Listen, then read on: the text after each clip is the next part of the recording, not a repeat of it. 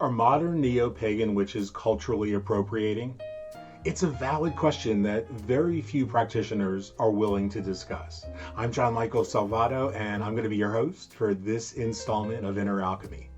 I mean, when we look at things, they're very quick to point out how two of the largest pop culture publishers of occult and New Age books got rich off appropriating from the African diasporic, Hoodoo, South and Central American and indigenous peoples' spiritual practices. But when you confront modern practitioners with the more complex question of whether or not modern neo-pagans, Wiccans, and some of the biggest names in the pop culture American and British witchcraft communities willfully or unintentionally are guilty of this same profiteering, this same cultural appropriation off Mediterranean traditions, and suddenly crickets.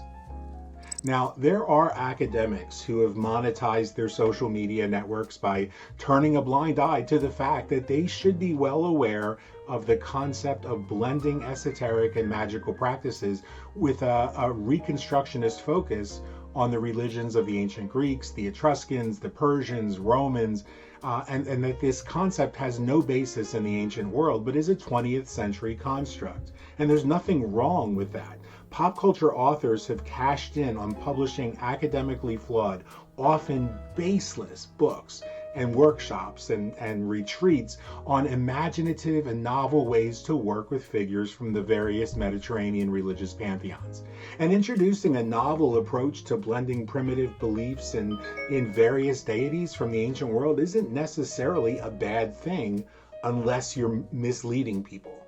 Again, whether willfully or not, by claiming that these figures were somehow part of an ancient practice of magic and esotericism, and that metaphysics of those Mediterranean cultures were linked to these religions,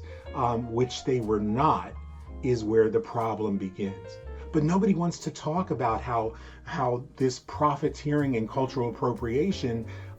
is occurring, just as their publishers like to pretend that they didn't make obscene amounts of bank on the backs of the descendants of African enslaved persons in the Americas and on the African continent, by allowing white privileged, often neo-pagan practitioners to write books filled with errors, misrepresentations, conflation, and often outright fiction. Now, recently I had the experience of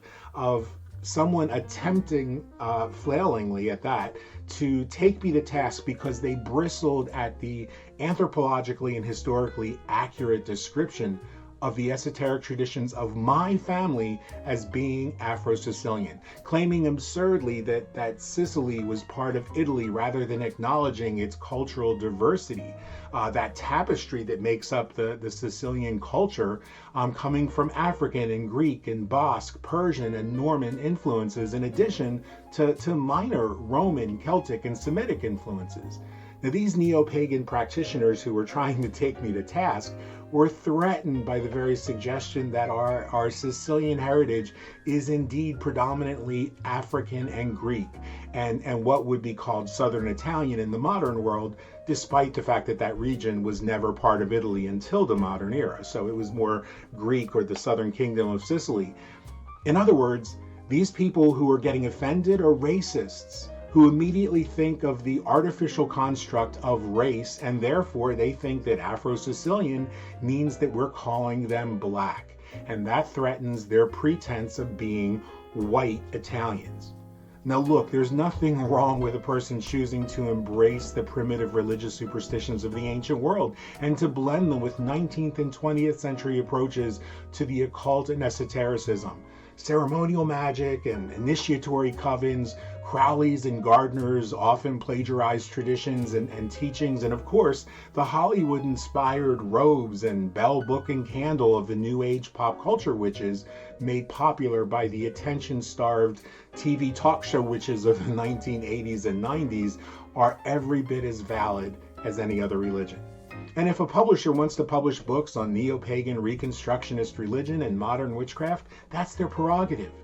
But it's time we stop turning a blind eye to the profiteering that's happening on the backs of the ancestors of the authentic practitioners of the folk magic traditions of the Americas, of the Caribbean, of the African continent and diaspora, and the Mediterranean. There is a difference between honorably and ethically presenting a magical tradition you created or interpreted, as so many of the modern witchcraft community have done beautifully, acknowledging that it was influenced by or inspired by their take on the Neo-Pagan ideology created in the 20th century without pretending that it had its origins in antiquity. The sort of lies and misrepresentations we've seen so often with others, with bullshit stories like Stregaria, a tradition that never existed and will never exist throughout Italy and Sicily. Over my 20 years of research, I've met with and worked with practitioners of esotericism and healing throughout Italy and Sicily. And I'm not talking about those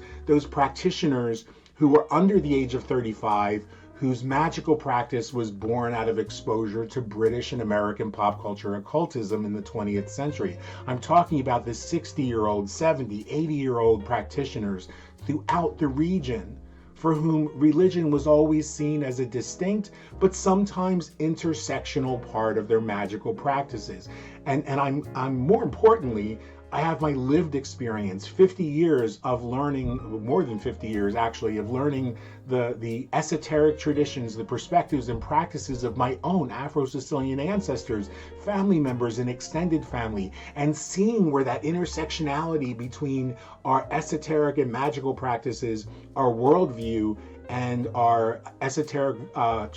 perspective on religion comes into play. It seems to me that it's time for the younger leaders of the pop culture esoteric community to begin to foster greater dialogue, focused on recognition that not every esoteric practitioner is compelled to infuse their magical practice with religion or pretend that the primitive notions of deities were ever anything more than primitive notions of deities and superstition. It seems we could learn to rationally understand the difference between mythology, received tradition, and historic or anthropologic fact, and respect that there are influences that make their own way into our spiritual perspectives, our spiritual practices, which deserve to be acknowledged and respected. And we can begin by discarding the artificial construct of race and focus instead on the reality of culture and intercultural exchange, intracultural exchange, influence and creativity. Modern neo-pagans are often culturally appropriating from the Greek, Roman, and Etruscan cultures, and we have to deal with that. We have to be willing to admit that. Just as it's wrong for people to culturally appropriate from the traditions of the indigenous people, the African diaspora, Central and South American traditions, and Siberians, it's wrong to appropriate the mythological beings of the Roman, Etruscan, and Greek cultures without acknowledging that. And I'm willing to believe that there isn't a single esoteric podcast willing to devote a show to this subject and have me on as one of their guests. Who's going to prove me wrong? I guess we'll see.